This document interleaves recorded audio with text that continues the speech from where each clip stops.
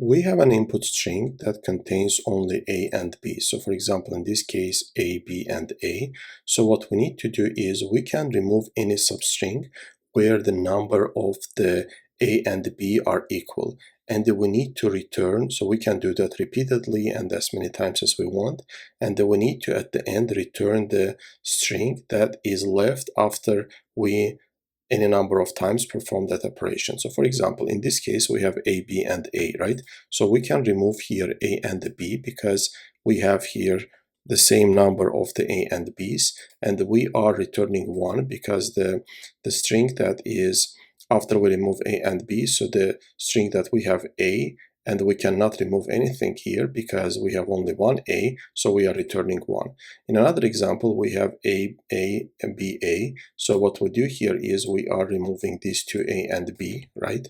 And then we are removing this A and B. So at the end, we are returning 0 because after removing all pairs, we have our string is empty. And the last example here, we have all 3 A's. And if in this case we cannot remove anything, so we are just returning 4. But let's take another example. Let's say that we have one more string, right? So let's say we have one more string here, and so let's add some characters here. For example, let's say we have B, B, B, and then we have A, A, so B, B, and A, B, A, B, A, B. So we can add random characters here, right? So what will happen? So let's see how we are going to solve that, right? So it's crucial to understand this part to get to the solution. So here we have 4 A's and the 4 B's, so which means that we can at least remove this substring, right?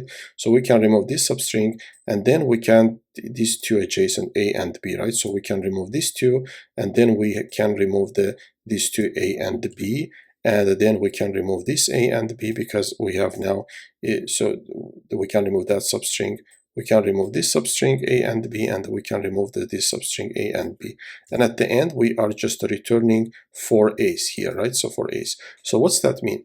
It means that here it doesn't matter in which position, in which index A and B is located in this string, they will cancel out each other because, for example, let's say that we have A's are only at the beginning and B's are all at the end. Doesn't matter in which location, in which index they are located, so they will eventually cancel out each other. And the only thing that what we need to do is we need to count the number of the A's and the number of the B's, and whatever is the difference is that is the eventual string that we are going to get. So that's exactly what we are doing here. So we are creating count A and the count B, and we are going over string, and we are counting that the number of the A's and the number of the B's, right? So then we are taking the absolute value. Why the absolute value? Because in this case, A might be more than B or B might be more than A. So that's why we are taking the absolute value and we are returning it, which will be the size of our eventual string.